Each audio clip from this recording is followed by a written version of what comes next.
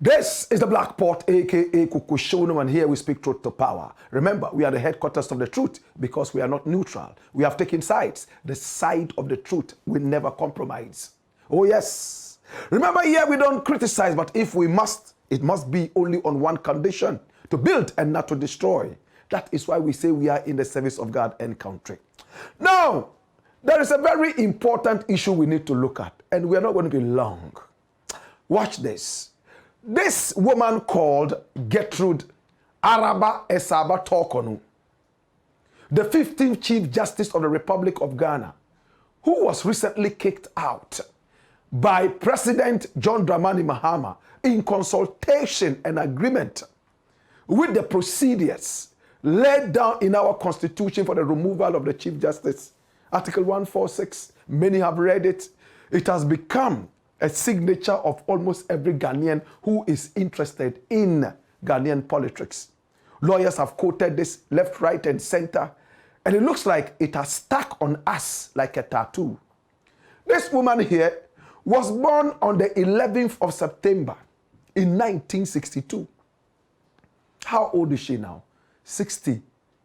What years? 3 years. She's pushing 64 next year. In fact, this woman became the 15th Chief Justice of the Republic of Ghana after Enin Yeboah, the former Chief Justice, reached retirement and was kicked out. Or better still, was excused. This woman came in and became the Chief Justice. Many were those who heralded her arrival. Many were those who clapped for her. Many were those who applauded simply because of her gender. And of course, her brain. She schooled both in Ghana and outside Ghana. Now, Nana Addo Dankwa Akufo-Addo was the one who handed over the mantle to her and believed that she would be able to run to the finish line. In fact, and even fly with better colors. What do we mean by better colors? Many Chief Justices have come. She was the 15th, a female. She certainly was not the only female Chief Justice we have ever had in our republic. But this one, for some reason, many people believe that she was going to do better. Because the reality is that as we grow, we should be able to outdo what others have done in the past. That is what is called development. Unfortunately, she fell below the average line, according to the new regime that came after the one that made her a queen, the Chief Justice. And I'm talking about the regime of John Dramani Mahama. When John Dramani Mahama came into power, petitions were sent to him against the Chief Justice. She had misused her office, amongst other allegations, by one Daniel Ofori. Now, Daniel Ofori is a man who has never agreed with this Chief Justice.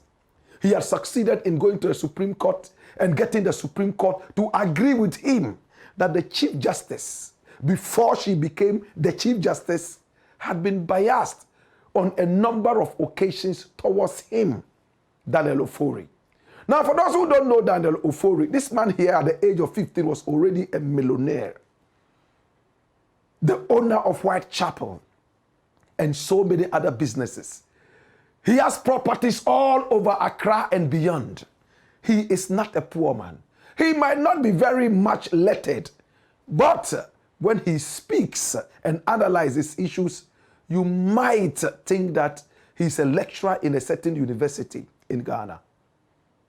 My brother, my sister, Gertrude Torkorsnoe. She was born in Cape Coast, but she hails from Winneba.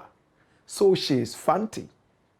She and her family traveled using the taxpayers' money, and the committee that was set up by John Dramani Mahama and his government to look into this issue came out with one verdict: that she was guilty of misusing her office, and for that matter, she had to be kicked out. More than 20 different allegations were leveled against her, but 3 of them went through, and she was kicked out. My brother, my sister, Today, there is a big question that many people are looking at, and I'm interested in this. Watch this. Really, Gertrude Torkornoo sacked because of how much? 337,000 Ghana cedis. This was the money involved. This was the money involved in her trial, her supposed trial. The Council of State met, formed a committee that sat on her issue of misappropriation and abuse of office and found her guilty on 3 different counts or even more, and decided that she should be excused. She's tried to fight it in court. Not many Ghanaians have agreed with her. It looks like now she's lost steam and decided to stay back. But many have asked, a woman who has worked so hard and risen to this level, look at the amount of money. 337,000 Ghana cedis. Is that why she must lose all her benefits and all that? Come here, let us discuss this better. Watch me. Now, my brother, if you steal 1 cedi and another person steals 1 billion, when you go to the court, how do we call the two of you? Thieves. Whether you steal a stone or gold, as long as the act involved in stealing, you are a thief. When the law courts convict you of stealing, convict you of theft, then you are a thief. In our country, it looks like we are so much interested in the fact that if somebody steals something of not so much value, we excuse that person and say that is not theft. We are only looking for those who are stealing big monies and things that are of so much value. When we start looking at the world like that, we will end up encouraging thievery. How do big thieves become big thieves? They start by being small thieves. When you are a little boy, your mother sends you to go out there and buy Kobe. Then you go out looking around for the Kobe, because the last Kobe your mother had, she carelessly put it aside and the cat took it away. So you go out looking for the Kobe to buy. And if it is 2 cedis, you come back and tell your mother that is how much? 3 cedis. Your mother is in a hurry to cook for the family. So she takes it quickly. You pocket the extra 1 cedi that you have stolen. And because you think it's your mother, everything is okay. The next day, you will buy the Kobe for 4 cedis.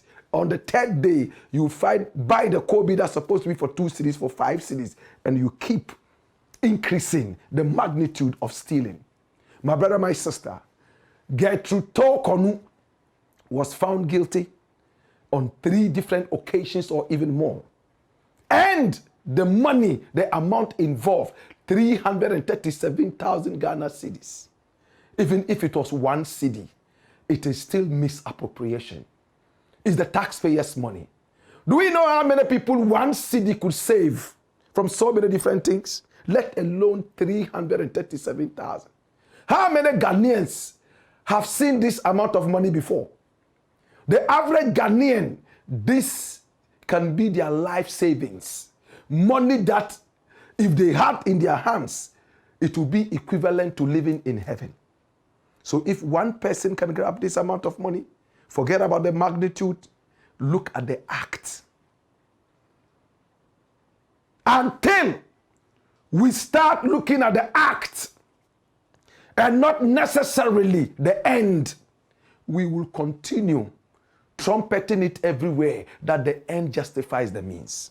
So if a man steals 1 cedi, he's a lesser thief. That's why the Bible keeps telling you that there's nothing like a smaller sin and a bigger sin. Sin is sin. It's the blackport, aka Kukushonomo. And here we speak truth to power.